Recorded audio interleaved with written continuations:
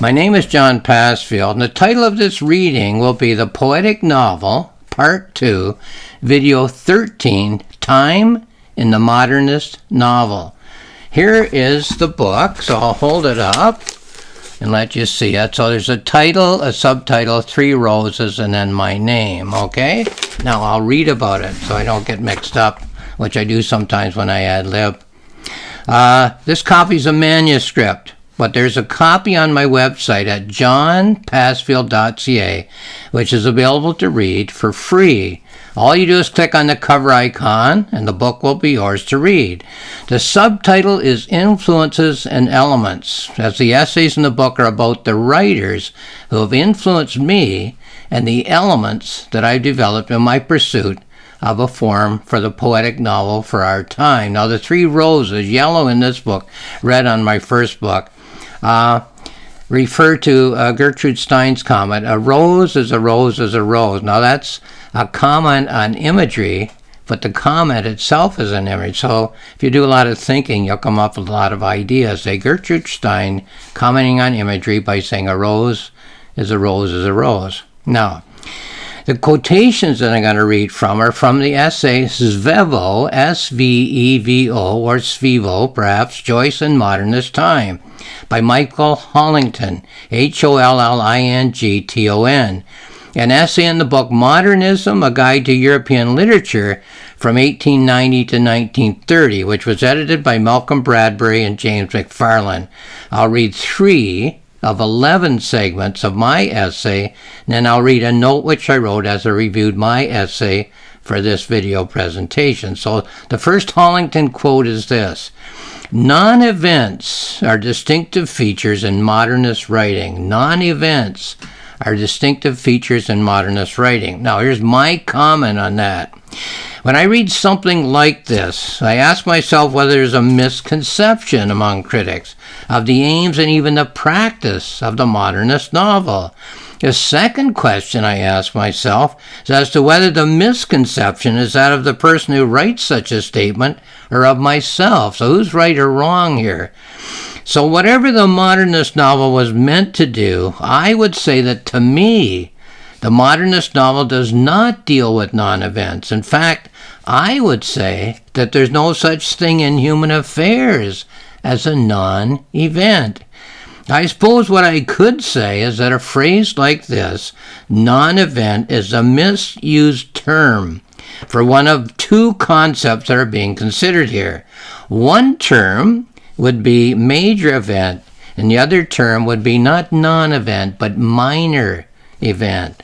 So I would say that, get the page straight here, if there was such a thing as a modernist revolt against a realist 19th century novel, it would be, I'll straighten my collar here, it would be that the modernist writer assumed that the 19th century realist novel had made a list of what he or she considered to be the major events in life. That's the realist novelist had made a list of what he or she considered to be the major events in the life of the main character of a planned book, and a list of the major events of the society that was about to be depicted in the book, and then employed either or both sets of major events as the plot of the novel. So that's the assumption, I think. What the modernist novelist seems to me to have decided, based on the novels from which I derive my own premises, is that the largest life we live is inside the mind. I'm sure that I could say, thinking of myself, that I spend about 10% of my thought on the topic of how to get through the day, and about 90% of my thought on the implications of getting through the day. Of course, the day is a 24-hour slice of what it is to live as a human being in the world which we have inherited by virtue of our birth on this planet, and the world which we have created as a creature which develops and interacts with social systems. Far from being a series of non-events, the events of the day are the triggers for the thoughts about the why of our individual, our social, and our cosmic existences. So, I would say that the modernist novel, as I read it, provides for me 2 things. 1, not a move from a novel which dealt with events, the realist novel in this case, to number 2, a novel which deals with non-events, the modernist novel. Okay, that's what's being said here. But rather, 2 points.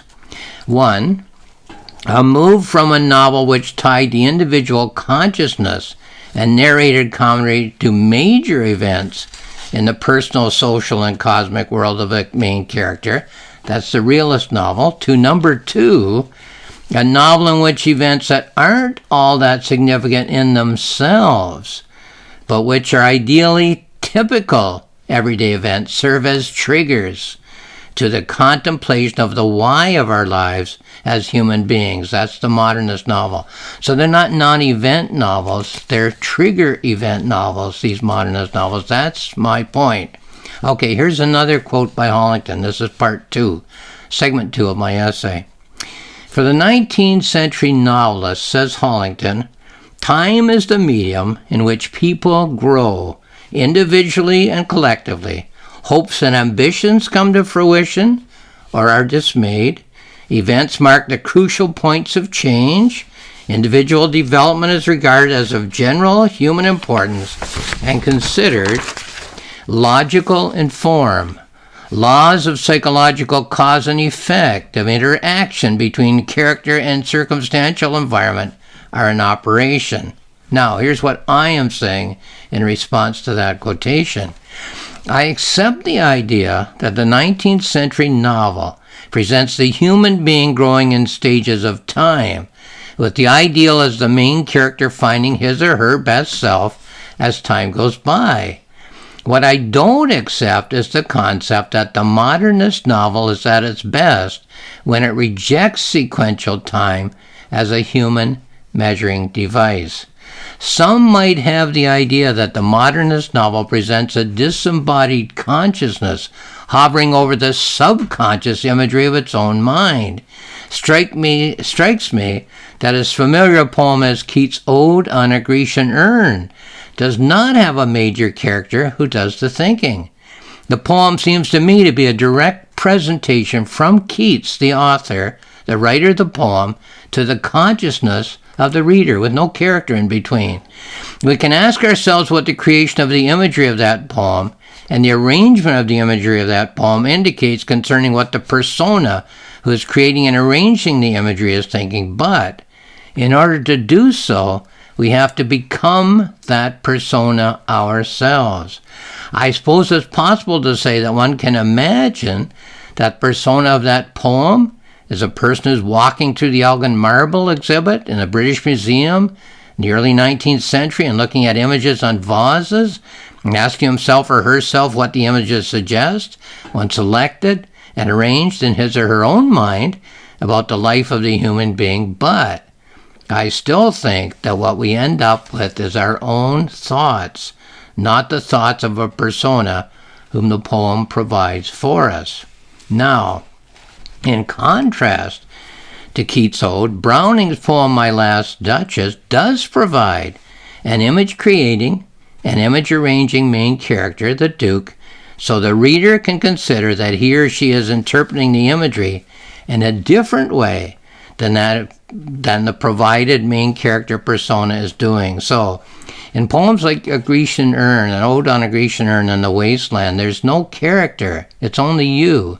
You have those images and the patterns. You say, what do I, the reader, think?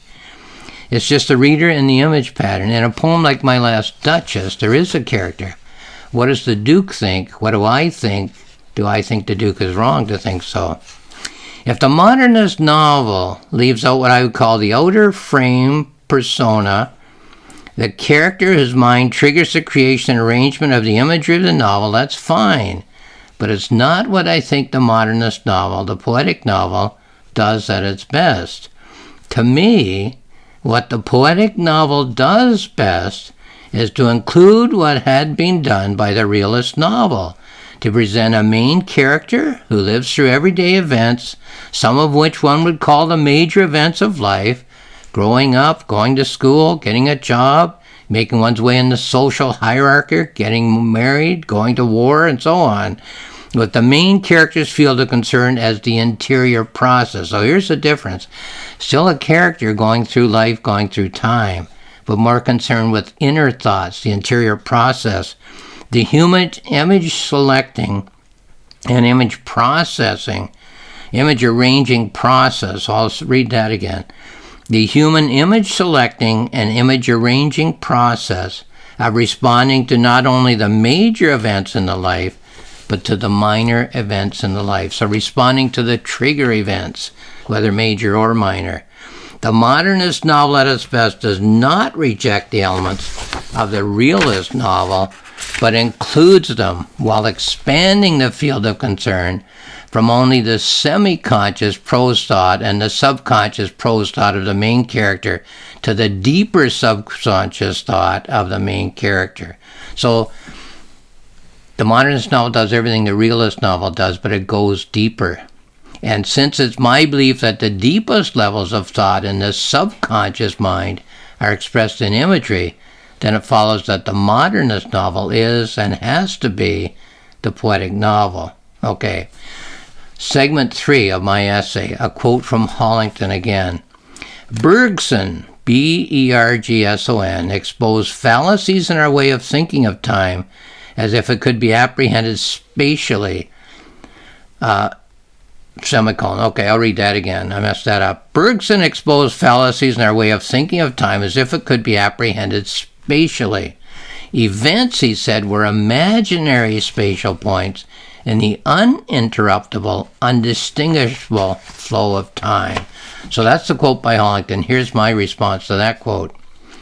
I think that this passage is nicely phrased. What one often comes across with reference to Bergson is that he rejected and caused those who read him to reject, thinking about time as something which could be divided and measured, and which could in turn be used as a reference point for the stages of our lives.